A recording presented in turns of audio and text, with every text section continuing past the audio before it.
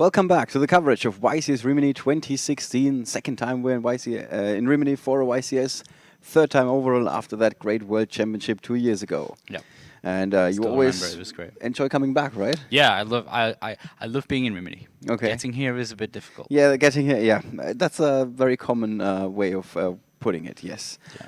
But we have an exciting tournament. We are almost down to the top 32. So a lot of players have dropped by now. They opted out of the tournament, basically. We got two guys that are currently in the top 32, but the loser of this round is probably not going to be in the top 32. Yeah. Unless he gets like really lucky with tiebreakers and everything. Yeah, exactly. And let's try and bring up the standings prior to this round for you guys. There you go. You see Steven Jacobs on top. He's currently in the top 32. Had him in our feature match 2 rounds ago. Mm-hmm. And we're now featuring Pietro Fantini, who is 23rd. And he's going up against Sandro Ficini on 25th place. So these two guys are duking it out now. If we can just check they got 21 points. And as you can see, if I'm just moving down to table 42, for example, there we go. There's still players with a 7-2 record and 21 points. So while these two guys have pretty decent tiebreakers, after this round, it's all going to be a very different story. Yeah, a lot of places can shift all in this last round. Yes. So nothing is guaranteed for them. No. In all of these guys that we see there in this bracket, basically, some were close to the top 32 cutoff point. There we have the cutoff point. Themis. Themis, yes, is close to it. He needs to win, then he's definitely in, of course. But if he loses, there's a few more names. Kovacic and Marcello Barberi as well. Right. Yeah, those guys, if they win, they're gonna be in the top 32. But if they lose, they won't be playing anymore today. Nope. At least not in the main event. All right. For this matchup, we picked it with a purpose because Sandro Ficini is bringing Cyber Angels to the table. Yeah, very different build to what we saw from the opponent of Joshua Schmidt yesterday. Yeah. In what way? So he's not playing any of the normal monsters. He's playing the Star Seraph build. Oh, okay. Yeah. So that makes it less explosive, I guess. Yeah, he's not playing Valkyrus to be able to use with Benton. He's got I'd say this is more consistent, more consistent version. Right. So what would you prefer? This one. This one. Definitely this one. Okay. Yeah. Without question. Yeah. Right. His opponent Pietro is playing Domain Monarchs. I think you know how this deck works. We choose a deck and then just take whatever their opponent is, and it just happens to be the Domain Monarchs all the time. Yeah. Yeah. After this round, we're gonna see, of course, who's in the top 32, but we're also gonna take another closer look at the metagame breakdown to give you an idea of what decks are close to the top. All right. Let's take you to the table where these two guys are ready to get their game on. It's going to be clutch decision who's going to be in the top 32, who's going to be locked out at YCS Rimini 2016.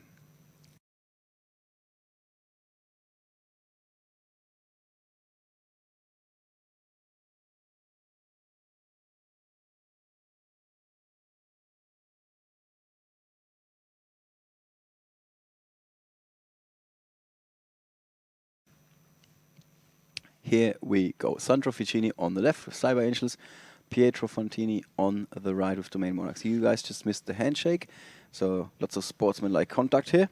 Sandro is sporting our ever-favorite Dark Magician t-shirt. Right, one of the most popular shirts in the venue. And the hand of Pietro is loading in. Sandro... That's not good. Playing the wrong card game. You don't get extra points for triple. No, this is not bad. Terraforming is going to be able to get him Ritual Sanctuary, which can change one of those Preparation of Rites into a Ritual spell card. That's okay. And then he's going to be able to play one. So not necessarily too bad of an opening hand here. Not as bad a start as we thought at first. No. All right. Pietro, on the other hand, he's got 2 copies of Twin Twister, Kuras, Aether, and Mithra. The Thunder Vassal. And he kicks things off with it. Yeah, so he's looking to just dig through his deck here. So Pietro is actually left-handed, so he's swapped around his field.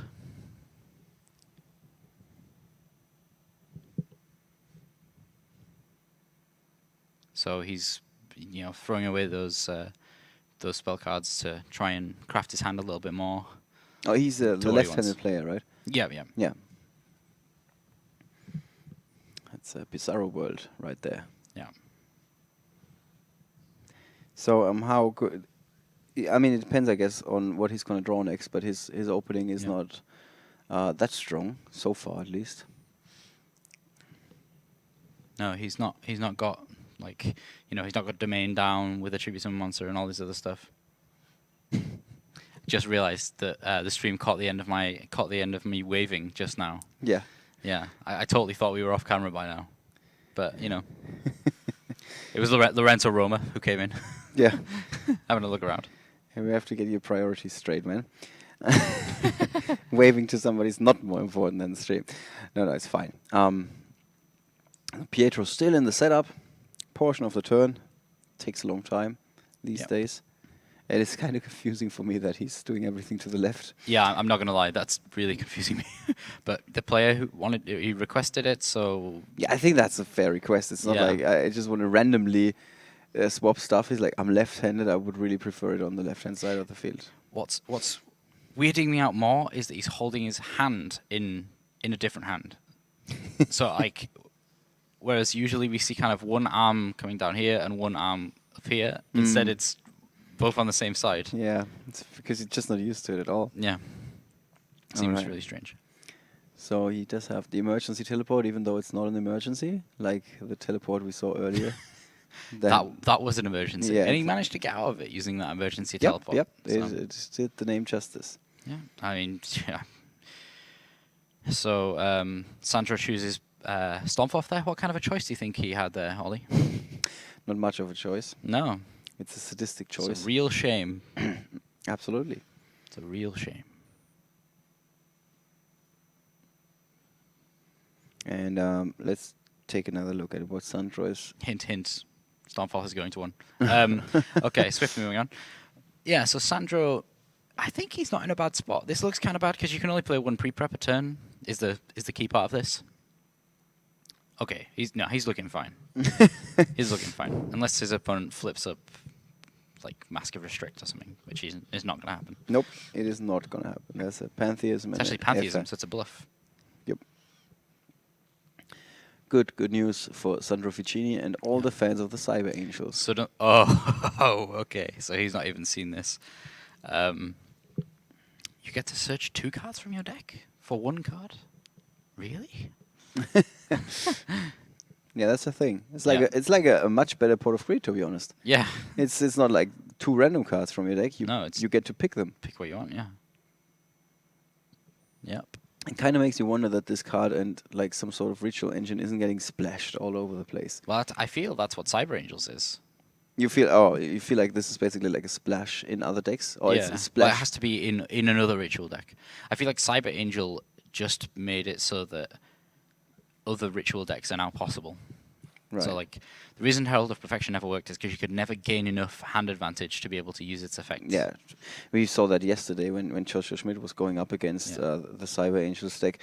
And there were 3 possible negations for the Cyber Angel player, but Joshua's deck was just providing him with so many tricks and tools. Yeah. He could play 4 good cards, and the 4th card then made all the difference. Yeah, so that's the point. Just powered through. Yeah, the thing is that back then he would have maybe only had 1 negate, whereas now even because he didn't get to use any of his new cards, like this, I'm talking about the game yesterday. He didn't get to use any of the new cards. He didn't get enough. He didn't get enough negates, basically.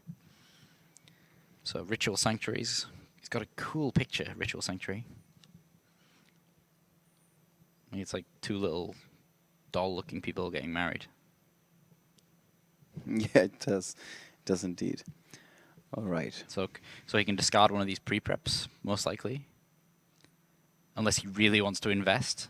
Like he could really invest into the future here and think, I'm playing for the next 3 turns, so let's not discard any of these. But no, he decides to discard one. I think that's a bit of probably going to add Benton. Too much of a risky business. Yeah. These matches don't tend to last that many turns anymore. No. Well, maybe with Herald. Yeah. The good thing is that his opponent Pietro can use the time that he searches his deck to read the cards all the time. Yeah. So I think he's using quite an effective use of his time here. Yeah, he's making the most of it. Yeah. So now he's And reading Benton. there you can clearly see how much of an advantage it is to play a rogue deck that your opponent doesn't Yeah. know. Like if there was an opportunity for Pietro to negate something, he would be at a loss when Yeah. to activate that card because he really He has it no seems at least he has no idea what's going on. seems Right like he hasn't. Yeah.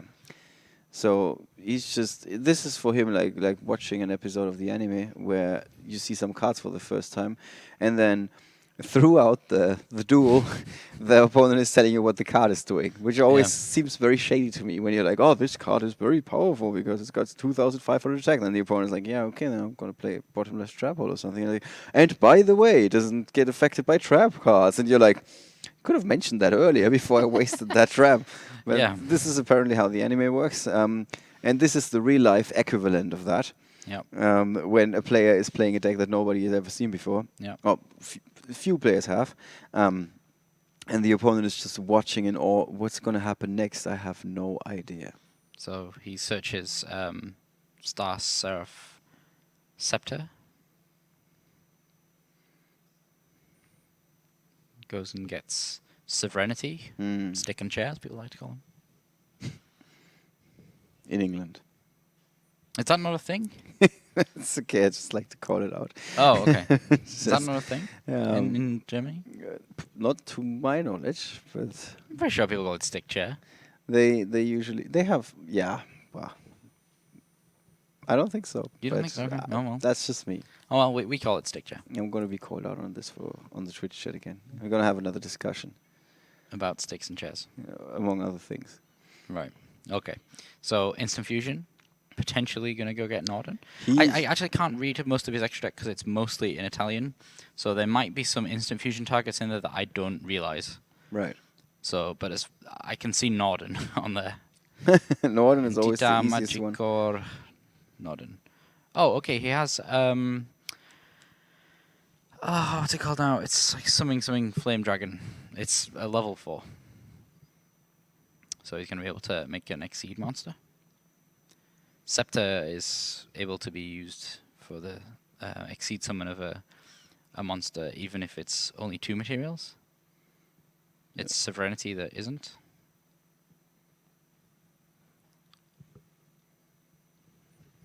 There's the Abyss Dweller. Yeah. Always a trustworthy card.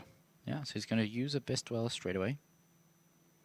What Probably is, just... what is he setting up here? Hmm?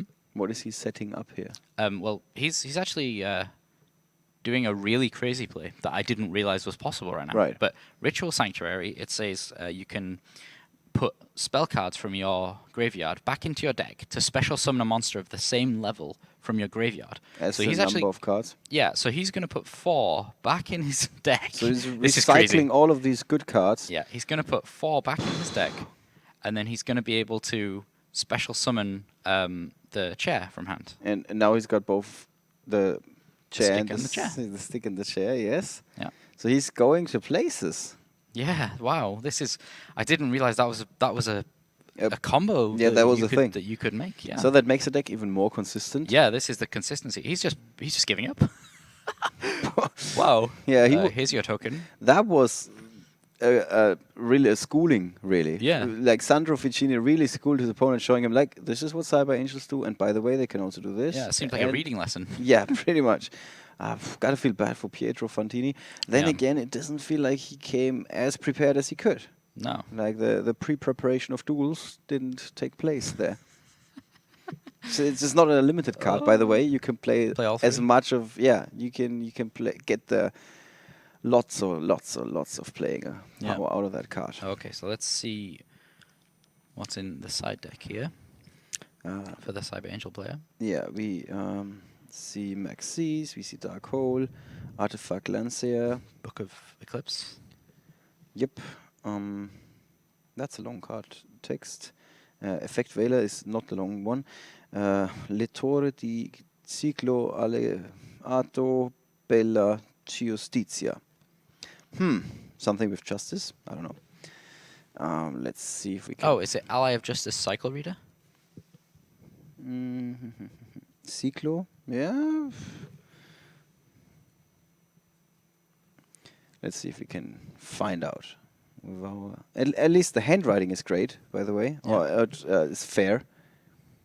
I live just a cycle reader. Is lettore di ciclo alleato della giustizia. That's pretty much what I said, isn't it? Yeah, just yeah. You said Bella instead of Della, but that's pretty much exactly the same.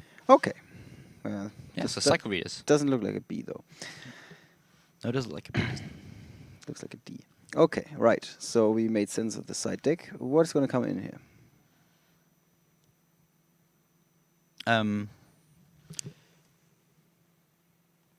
Probably. What's the Turbini Gemelli? Yeah, I'm gonna figure that out. Twin twisters. Okay, so yeah, Twin Twister's probably gonna come in. Now that you know it, it makes sense, right? Yeah. Yeah, as soon as you know, it's kind of. Yeah, because Turbini makes sense. But yeah, I think that it's always a trouble when you're playing a rogue deck because you're basically playing a deck that is meant to be good against all of the meta decks, and he's definitely playing a meta deck. So usually the side decking isn't as big for rogue decks. Right. It's usually more of a refinement of your already anti-meta deck. Yeah. It's a fair assessment. So in theory, that means less side decking for the rogue decks. Yeah, probably a bit more Twin Twisters. Probably Lancia. Lancia would be a really good shout, I think. What about Pietro? What can he do to combat the Cyber Angels? Effect Veiler's probably a good one to stop the stick chair combo. Other than that, he's just got a load of Nothing really that helps here. Strange, like he's got a lot of spell and trap hit in his side deck. Maybe he was expecting burn. We never saw that guy. Strange is that, isn't it? Yeah, it is. Actually, I could look up his record maybe if I find his name again. Was Christian Vizitio. See if he's in the pairing still. He is. He's playing on table 100, so he did make day 2. Also, a funny side story. If you remember last year, we had Alessandro Di Patria, who was fresh from his World Championship tour. Like he was there, didn't win it, but still. And he was the reigning national champion last year and all that fun stuff. And we featured him at YCS Rimini because it was the next event. Yep. And he lost, I think it was in round 1, against Deskbots. No, it was Batterymen. A Batteryman, right. However, the same player who was playing Batterymen last time was playing Deskbots this time. This was where I was going with it. It was Roberta. And she did start 2-0, so there's a very good chance that she again crushed some dreams of some of the veterans who were like, why is she playing OTK decks? Why is this happening to me? I think she ended up, like she definitely had a 2-1 after that. Mm-hmm. I don't know how else her tournament turned out. But there was one point where we thought like we should really feature her again. I think she wasn't the biggest fan of the feature match in general, but no, it was quite entertaining to watch.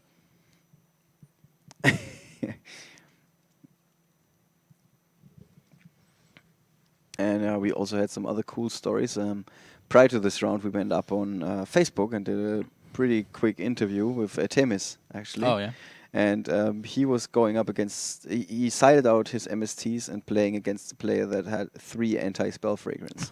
Gosh. So that didn't look like a very promising start into that game. And he ended up reducing the level of his monkey board so he could normal summon it. And then he How did he reduce the level of monkey? the entire story is on Facebook. You can check it out there. It was a longer thing. He was apologizing to his opponent for playing in the weirdest way, and which makes it look like he's just new to the game or something. He said, "I've never played such a weird line of plays," but there was a reason for it. Yeah. Ended up with a monkey board. He could normal summon it, and that's how he fought through it. He's making some of the craziest moves this weekend. The entire story is on Facebook, of course, so you can just check it out there.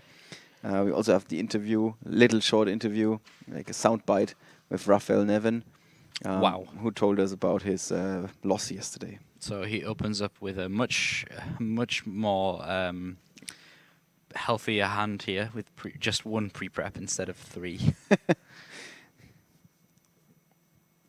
Yeah, this is actually really flexible hand, Riley. Yeah. You can do so many things with it. I think like we were talking to Joshua yesterday, and he didn't seem to like Ritual Sanctuary so much. I really like it. It just feels... Well, he didn't say he didn't like it, but he wasn't a massive fan, I think was his exact words. Yeah. He thought the card was not ideal. No idea, yeah. So, yeah, it's just... You can replace any spell card in your hand, of which you play a total of 22 in this build, to put a Cyber Angel in your hand or any other ritual spell card. So you can always just search for Benton, which is the guy you want. He is the guy. Yeah, well, I say the guy. It's a Cyber Angel. I think they're all girls. A little like the Cyber Harpy lady. Mm-hmm. Somebody asked if somebody's playing Cyber Harpy.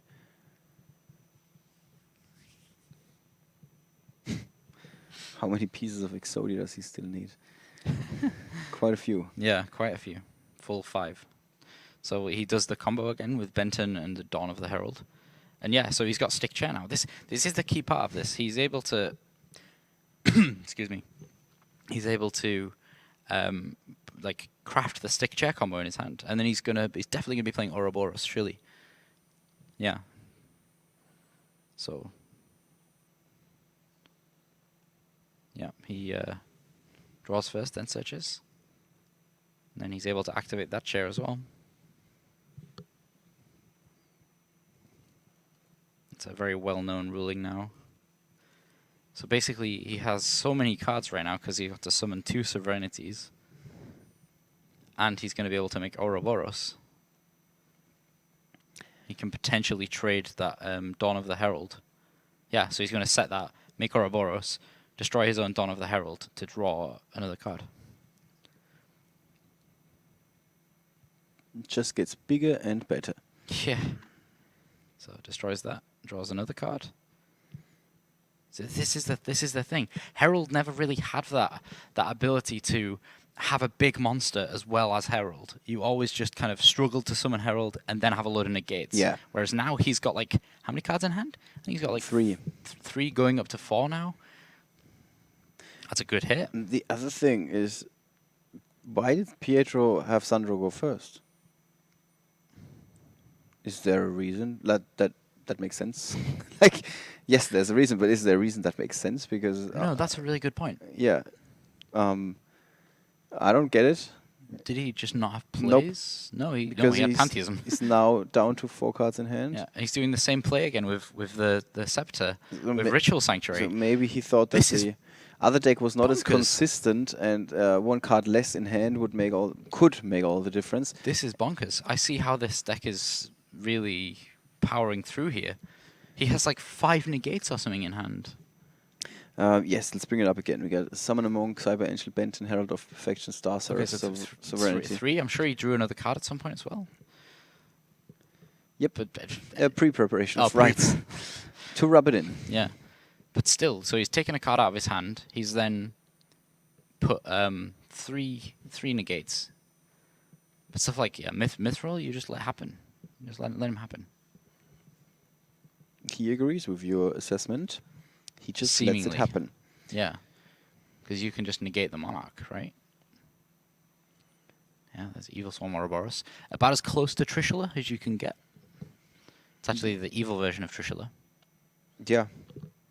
One can tell. Doesn't make me like it any less. There is the first negation. Yeah, it's a great one to negate. He's Yes. taking 2 cards out. Definitely a card you want to negate. 2 more incoming. Pietro, Yeah. of course, doesn't know this. Oh yeah, he knows a lot. He knows most of the cards Okay. because he searched a lot of them. Not Didn't the he? exact number, but yeah, No. he knows. He's just left with He just can't do anything. Idea. He's gonna probably negate that.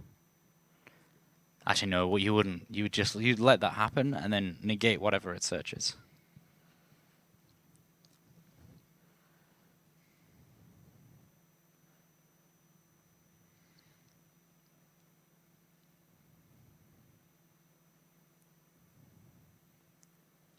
All right. Some Wait, what? Herald seems to have disappeared. is it? Oh no, it's back. Nope, it's back. Yeah, maybe translation. I don't know. No, because they are both Italians. I think they're just trying to understand how the interaction works with Herald negating pantheism. Yeah. I think he has. I don't think he has to show all three. Like when you negate it, it's part of the effect to reveal them. So you wouldn't. Yeah, you wouldn't get But to that part. anyway, I think this is fine. You wouldn't negate pantheism. You'd let it happen and then negate the card that you search with it. But do you not dislike the fact that the opponent's deck is getting smaller? In a way, but at the same time, you can choose the card that you want to get rid of in his deck. Right. Well, usually it's kind of, So sometimes you want to give him the stronger card so you can negate that instead. Yeah. All right. Okay, we're getting into the realms of not enough negates now. Because he needs to negate that, and he also needs to negate its effect in the graveyard. Well, how many? Let's see. Does he actually have a Monarch to play? He has Erebus. Yeah. Erebus and Tenacity are the cards in hand. He's going to struggle here. So he negates the Edia's effect, gets back Pantheism. Yeah, I guess Pantheism's not much use now because he's only got Tenacity, which, you know, I guess he can play Tenacity. Play Tenacity and then search for the Prime Monarch.